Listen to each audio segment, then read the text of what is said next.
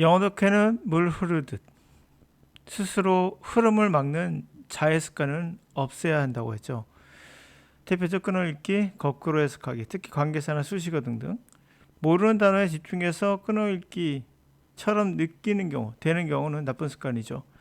영어 독해를 어느 정도 영어로 받아들여야 합니다. 100%는 아니지만 영어로 받아들인 문장이 많을수록 빠르고 정확한 형태가 나올 수 있겠죠. 34번 문제는 이거는 교육부가 선정한 킬러 문항으로서 추상적 개념, 역시 추상적 개념이 어렵죠. 구문 해석하더라도 내용 이해하기 어렵다. 이게 참 재밌습니다. 구문 해석하더라도 내용하기 어렵다. 이 말은 뭐예요? 추상적인 게 꽤 난이도가 있다는 거죠. 구문을 알아도 안 된다. 이런 말이에요. 결과적으로 말씀드리면. 네, 이것은 2023년도 학년도 수능 영어입니다. 자, 그럼 볼게요. 자, 제가 하나 여기서 힌트를 하나 드릴 건데 해석을 해 나가다가 좀 어려운 질문들은요, 어느 부분에서는 빠르게 해석이 되는데 어느 부분에서는 곰곰이 생각하게 만드는 경우가 있어요. 그것마저도 막 모르듯이 넘어가라는 얘기는 아닙니다. 당연한 거죠. 우리말도 철학적 지문이나 좀 난이도가 어린 것들은 아무래도 가다가 조금은 멈춰서 잠시, 그것도 잠시예요. 깊이가 아니라 잠시 머뭇거릴 수 있어요. 그러나 너무 시간 많이 머뭇거린 건 좋지 못합니다. 근데 넘어갈 줄도 알아야 합니다. 그것은 여러분들에게 대처하는 능력이 있어야겠죠. 자, 같이 한번 해보겠습니다. 제가 먼저 읽어봤는데요. 난이도가 철학적 배경이 있어서 그런지 몰라도 꽤 높습니다. 가보도록 하죠. We understand that the segregation of our consciousness into the present, past, future is both a fiction and an orderly self-referential framework. Your present are the part of your mother future, and your children past will be in the part your present. 그러니까 여러분들이 여기서 말하는 게 우리는 이해해요. segregation consciousness, 우리의 의식을 현재와 과거나 미래로 분리하는 거, 그런 것은 사실 분리한다는 것이 하나의 픽션, 실제로 가능하지 않죠. 픽션이며, 그리고 아들이 이상하게도 자기를 레퍼런스로 사용하는 프레임이다 라는 거예요. 여기 좀 어렵죠. 스스로를 레퍼런스로 사용하는 프레임이다 라는 거예요. 이렇게 어려운 질문 같은 데는 반드시 설명이 나오거든요. 그러니까 너무 여기서 머물거리지 말라는 얘기죠. 다시 한번 갈게요. 우리가 이해하는 건 우리의 의식을 현재, 과거, 미래로 분리하는 게, 그렇죠. 분리하는 게 사실 소설이면서 아주 이상하게 스스로를 레퍼런스가 뭐죠? 참고하는 거죠. 자기 자신을 참고하는 프레임이다. 우리의 과거는 당신의 과거는 당신의 엄마의 미래의 일부이며 당신의 아이의 과거는 부분적으로 당신의 현재의 일부이다. 이게 바로 스스로를 참고하고 있죠.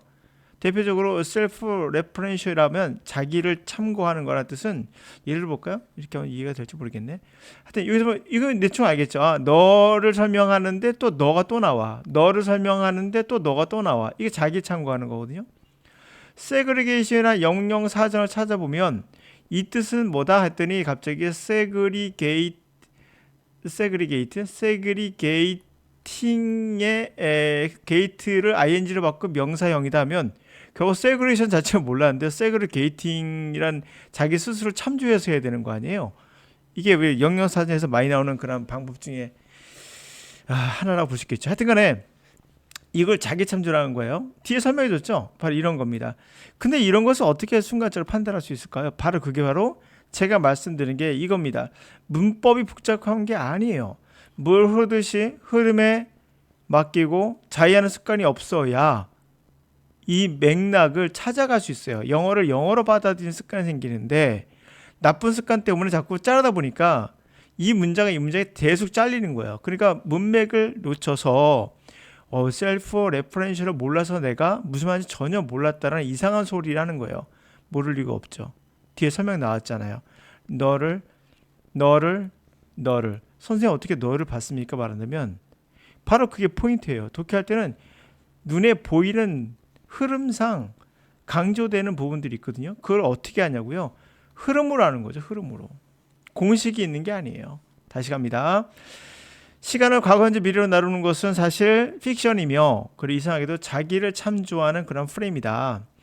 너의 현재를 설명했더니 너의 엄마의 미래의 일부라고 그러고 너의 아이의 과거를 설명했더니 너의 현재의 미래라고 그러더라.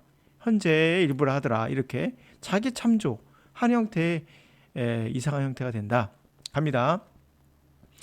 Nothing is generally wrong with structuring our consciousness of time in this conventional manner and often works well enough. 어떤 것도 일반적으로 뭐 잘못된 건 없어요. wrong, 잘못된 건 없습니다.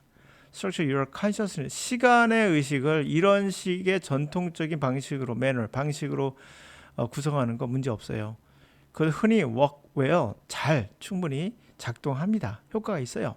그런데 In the case of climate change, however, the sharp division of time in the past, present, future has been desperately misreading and has most importantly hidden from view the extent of the responsibility of those of us alive now.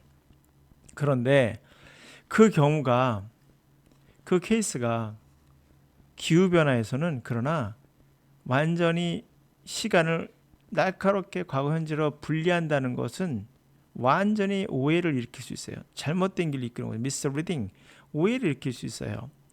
가장 중요한 건 바로 시야로부터 hidden, 뭘 숨깁니까? 바로 책임의 범위, responsibility. 우리가 지금 살고 있는 현재 우리가 살고 있는 우리들의 책임의 범위를 숨겨버린다는 거예요. The narrowing of our consciousness of time soothes the weight of divorcing ourselves from responsibility for developments in the past and the future with which our lives are in fact deeply intertwined. 우리의 의식에 시간에 대한 의식을 좁혀, 좁히는 것은 결국 과거, 현재, 미래를 이제 나누는 거니까 좁히는 거죠. 길을 닦아주는 거예요. 우리 자신과 책임을 분리시키는 거죠. 그 과거, 미래에 대한 개발에 대한 책임. 과거, 미래는 어때요? 그것과 함께 우리 현재의 삶이 사실은 깊이 엉켜 있잖아요. 다시 갑니다. 우리의 의식에 시간의 의식을 좁히는 것은 이렇게 분리해서 하는 거죠. 좁히는 것은 결국엔 뭐를 닦아주는 거예요? 분리시키는, 이혼시킨다는 뜻이죠. 디버스 하면 자기 자신과 우리와 과거, 현재, 과거와 미래에 대한 개발에 대한 책임을 분리시켜.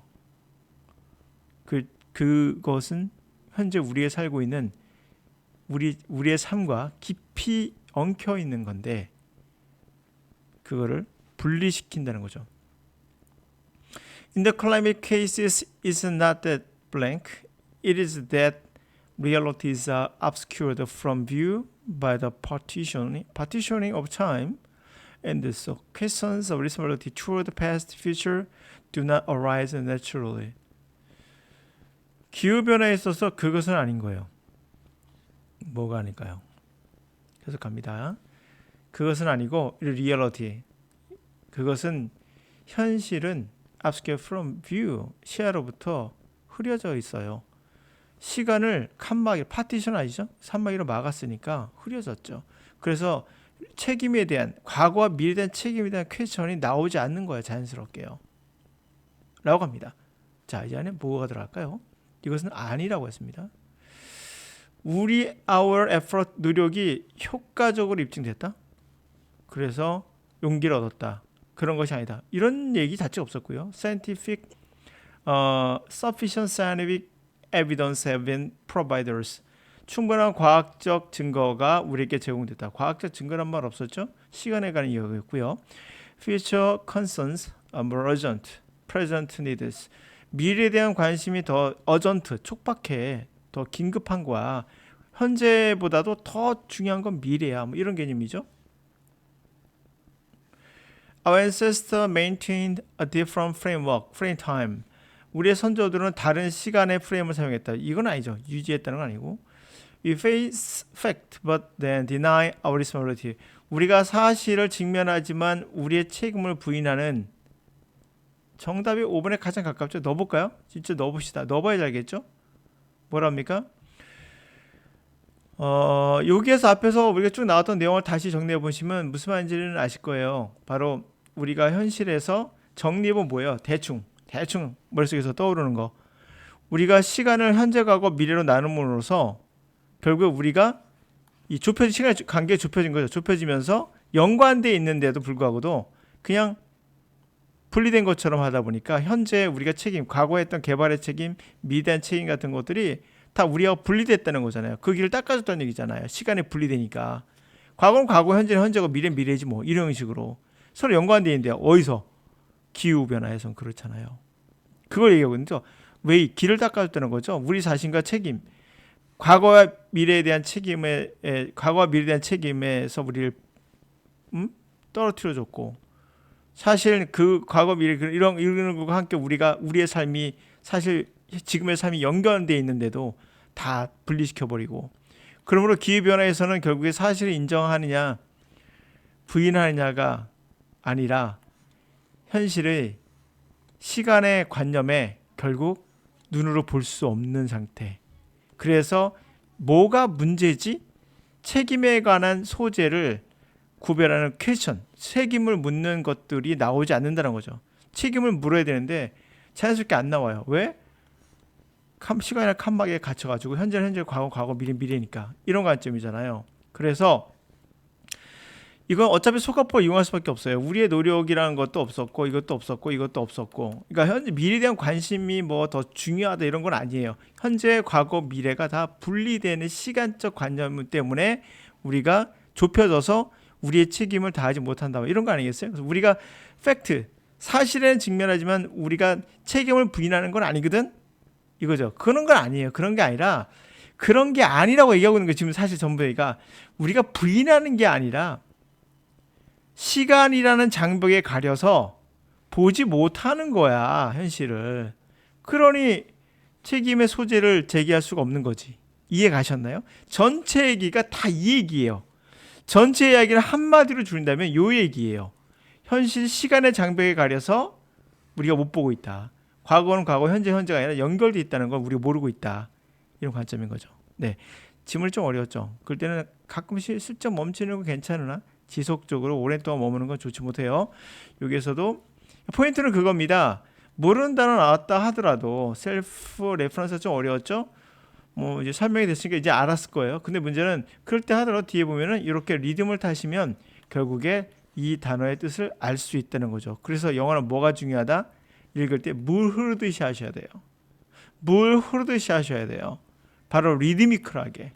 그렇지 않으면 계속 끊어읽다가 모르는 단어를 맨날 사전 뒤져봐야 되는 번거로움에 여러분들은 영어를 포기할 거예요.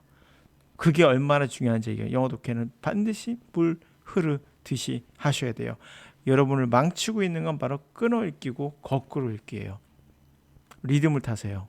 리듬 타라고 음악 타라는 얘기 아니죠? 당연히 독해의 올바른 습관을 배우셔야 돼요. 어떻게 내가 독해를 할 것인가, 해석하지 않고 영어를 받아들인 역할을 어떻게 할 것인가를 고민을 좀 해보셔야겠죠. 물론 제 강의를 듣든지요.